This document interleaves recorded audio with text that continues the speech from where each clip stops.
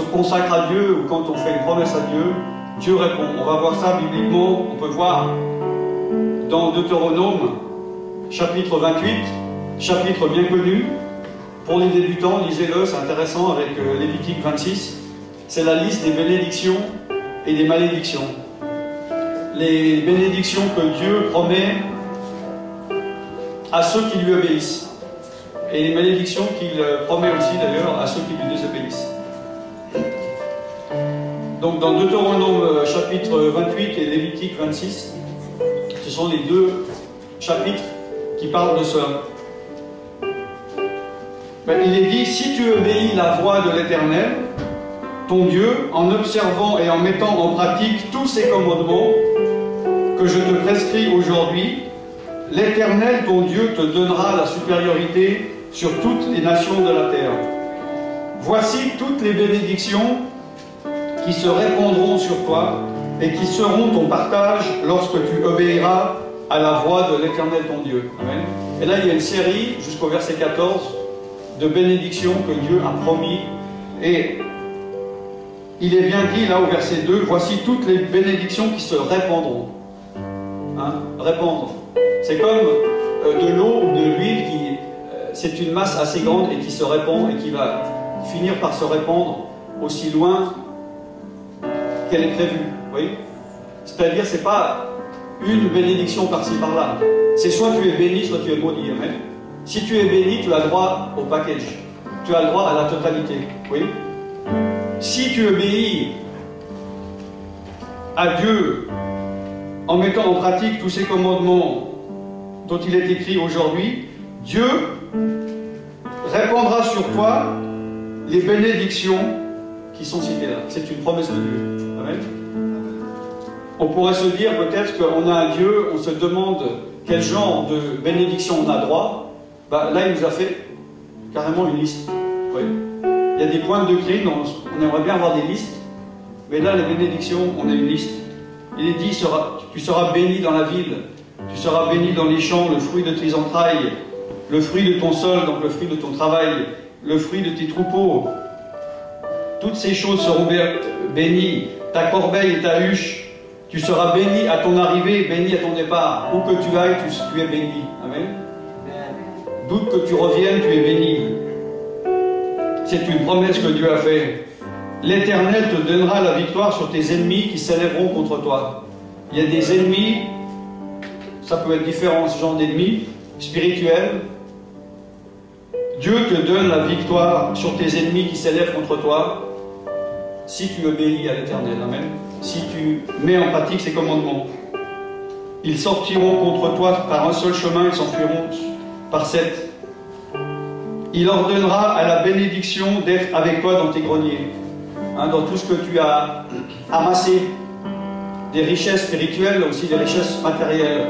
Tu es béni. Il a dit, Dieu ordonne, c'est un ordre, il ordonne la bénédiction de venir dans les choses que tu as amassées. Amen. Et il faut s'amasser aussi des choses spirituelles. Il ordonnera à la bénédiction d'être avec toi dans toutes tes entreprises. Amen. Puisque tu obéis à l'Éternel, tout ce que tu fais, tu le fais dans ce que Dieu te demande, tu es béni dans tout ce que tu fais, dans toutes tes entreprises. Il te bénira dans le pays que l'Éternel ton Dieu te donne.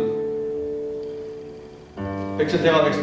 Vous pouvez voir toutes les bénédictions jusqu'au verset 14. Et aussi dans Lévitique 26. On peut voir aussi vite dans Josué, chapitre 1, verset 5. Nul ne tiendra devant toi tant que tu vivras, je serai avec toi. Comme j'étais avec Moïse, je ne te délaisserai point et je ne t'abandonnerai point.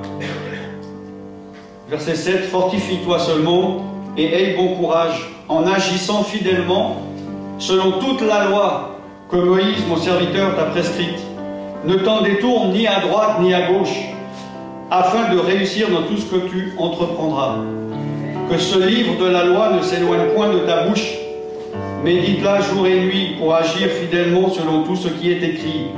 Car c'est alors que tu auras du succès dans tes entreprises, c'est alors que tu réussiras.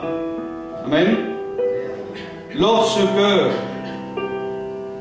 tu agiras fidèlement selon toute la loi, que tu ne t'en détournes ni à droite ni à gauche, que ce livre, quand il ne s'éloignera pas de ta bouche, que tu méditeras jour et nuit, et que tu agiras fidèlement selon tout ce qui est écrit, tu auras du succès dans tes entreprises. Alors évidemment, tu me diras, mais on n'est plus sous l'ancienne alliance. On n'est plus sous la loi de Moïse, amen. Alors, parce que la loi de Moïse était facile et difficile à suivre, parce que pour toute chose, il y avait une loi qui disait ça tu peux faire et ça tu ne peux pas faire. Hein? Si tu fais ça, il t'arrivera ça, si tu fais ci, il t'arrivera ci. Vous voyez? Il y avait combien de lois? 700 combien? 613 lois. D'accord? Donc tout ce qu'il faisait, il devait connaître la loi et dire oh là là, est-ce que ça j'ai le droit de le faire? Est-ce que je peux le faire? Et si j'obéis, qu'est-ce qui va m'arriver? Si je désobéis, qu'est-ce qui va m'arriver? Oui. Et puis nous savons que Jésus n'est pas venu abolir la loi, mais il est venu l'accomplir. Oui. Donc nous ne sommes plus sous les lois sous ces 613 lois et sous les 10 commandements de Moïse, mais nous devons accomplir la loi. Alors vous allez me dire, mais alors, en tant que chrétien, quelle loi dois-je accomplir pour recevoir ces promesses? D'accord? Ben, on voit ça, donc on va voir dans le Nouveau Testament, dans Matthieu, chapitre 22, verset 36. Il y a un docteur de la loi qui est venu à Jésus. Bon, c'était pour essayer de l'embrouiller, de l'éprouver, selon la Bible. Il a dit, Maître, quel est le plus grand commandement de la loi? Et Jésus lui répondit, tu aimeras le Seigneur ton Dieu de tout ton cœur, de toute ton âme et de toute ta pensée.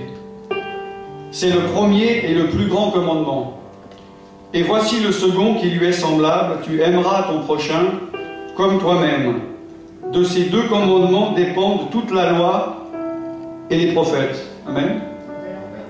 Parce que si tu aimes Dieu de tout ton cœur, de toute ton âme, de toute ta pensée, de toute ta force, tu vas enfreindre aucun commandement de l'Ancien Testament. Amen. Tu ne vas pas te prosterner devant des statues, tu ne vas pas te prosterner devant des idoles. Oui. Tu ne vas pas te prostituer avec les idoles ou des autres dieux. Oui.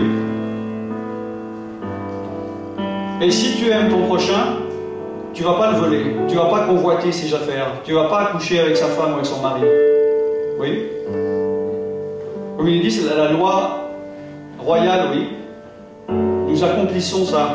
Si nous aimons Dieu de tout notre cœur, nous accomplissons la loi.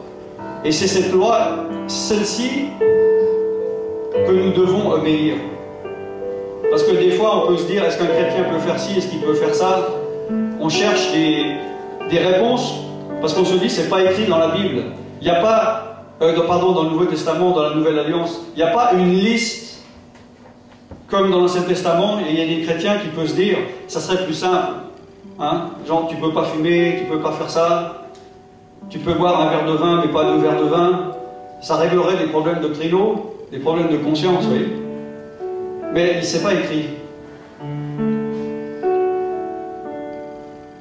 Mais si on aime son prochain comme soi-même, si on aime Dieu de tout son cœur, on va rien faire qui va blesser son voisin même. On va rien faire qui blesse Dieu. Et on ne va pas se blesser soi-même, parce que si on se blesse, on blesse Dieu. Vous voyez? Parce que nous sommes son temple. Amen. C'est pour ça que même dans l'Ancien Testament, on sait que ce que Dieu voulait, c'était le cœur des personnes. Déjà. Hein?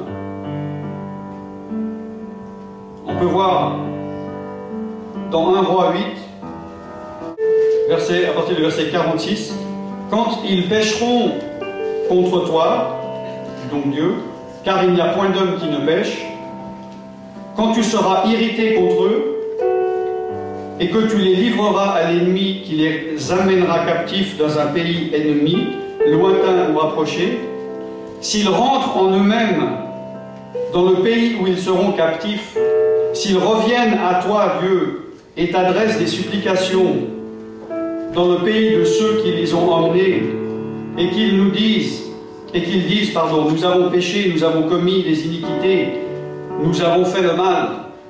S'ils reviennent à toi, Dieu, de tout leur cœur et de toute leur âme dans le pays de leurs ennemis qui les ont emmenés captifs, s'ils t'adressent des prières, les regards tournés vers leur pays que tu as donné à leur père, vers la ville que tu as choisie, vers la maison que j'ai bâtie à ton nom, exauce des cieux du lieu de ta demeure leurs prières et leurs supplications et fais leur droit. Amen.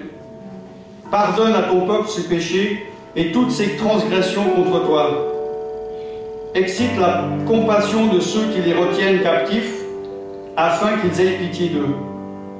Amen. Donc il est dit que si nous avons péché, si nous sommes éloignés de Dieu, et que nous sommes tombés dans la possession, sous la possession d'un ennemi, ça peut être un péché, ça peut être une action, ça peut être une pensée, ça peut être une attitude, ça peut être une habitude. On est tombé sous la domination d'un ennemi quelconque. Car la Bible dit, nous sommes esclaves de ce qui a triomphé de nous. Oui.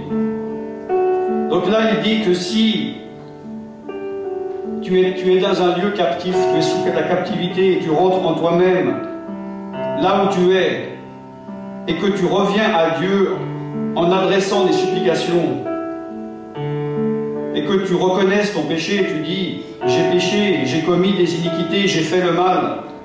Et si tu reviens à Dieu de tout ton cœur et de toute ton âme, Dieu te pardonne. Amen. Amen. Alléluia. On voit aussi ça dans Deutéronome 4.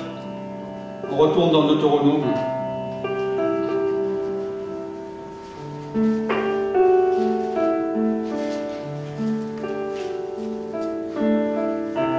Verset 29. C'est de là aussi que tu chercheras l'Éternel ton Dieu, et que tu le trouveras, si tu le cherches de tout ton cœur et de toute ton âme. Tu trouveras Dieu si tu le cherches de tout ton cœur et de toute ton âme. Si tu cherches Dieu d'une manière superficielle, tu trouveras Dieu d'une manière superficielle. Tu trouveras Dieu superficiellement. Oui. Tu seras guéri superficiellement. Amen.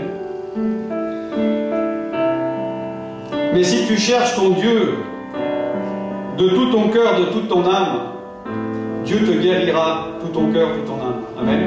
Amen. On voit aussi dans 1 Samuel. Je donne des exemples parce qu'il faut voir ce que la parole de Dieu dit. Amen.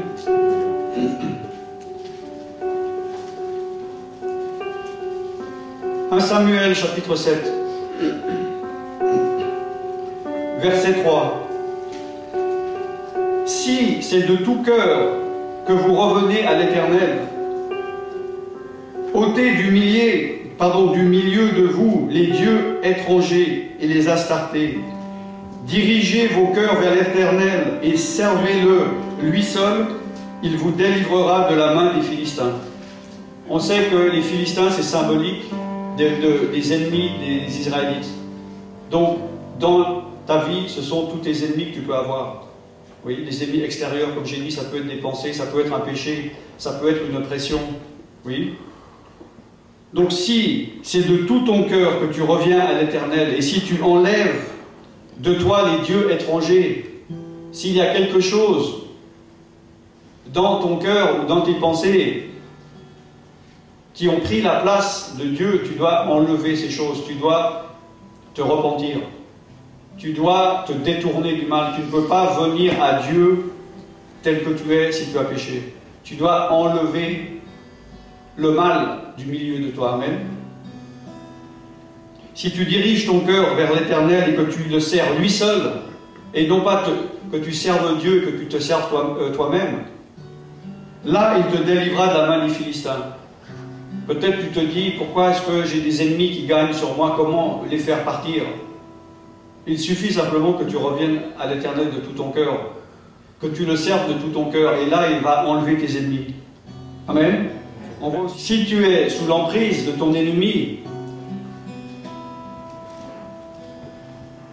et qu'une des raisons pour laquelle tu ne trouves pas le rétablissement complet, c'est parce que tu n'as pas donné tout ton cœur à Dieu. Si tu résistes, tu ne pourras pas être béni. Hein? Il faut s'approcher de Dieu et il faut l'avoir en première place dans son cœur.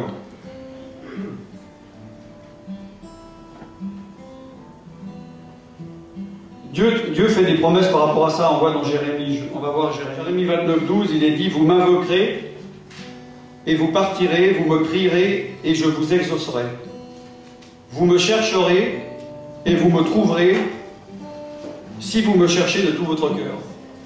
Si tu te dis, je n'arrive pas à trouver Dieu, où est-il?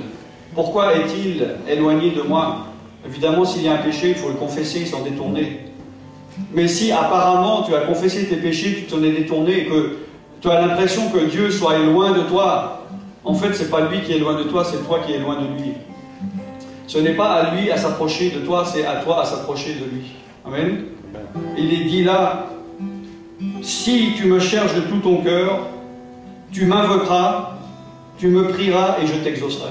C'est la parole de Dieu, ce n'est pas la parole d'un homme. C'est pour ça que je la lis. Amen. Si tu cherches Dieu de tout ton cœur, tu le cherches et tu le trouves. Il se révèle à toi. Amen. On voit encore dans le même livre, au chapitre 24, à partir du 6. Je les regarderai d'un œil favorable et je les ramènerai dans ce pays, le pays donc de bénédiction, là où coule le lait et le miel. Je les établirai et je ne les détruirai plus. Je les planterai et je ne les arracherai plus. Je leur donnerai un cœur pour qu'ils connaissent que je suis l'Éternel. Ils seront mon peuple et je serai leur Dieu s'ils reviennent à moi de tout leur cœur. Amen. J'ai peut-être l'air d'insister, mais j'insiste. Parce que c'est important. Il faut comprendre. Donc je vais te donner encore un autre verset. Jérémie 32, au verset 41.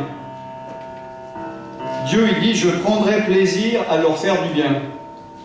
Et je les planterai véritablement dans ce pays de tout mon cœur et de toute mon âme. Cette fois-là, ce n'est pas le cœur, de tout le cœur et de toute l'âme d'un homme. C'est de tout le cœur de Dieu.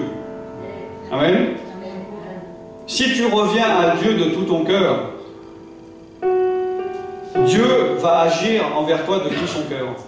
Si tu reviens de toute ton âme, Dieu va agir envers toi de toute son âme. Amen. Il est dit ici, il prendra du plaisir à te faire du bien. Et il te plantera véritablement dans ce pays.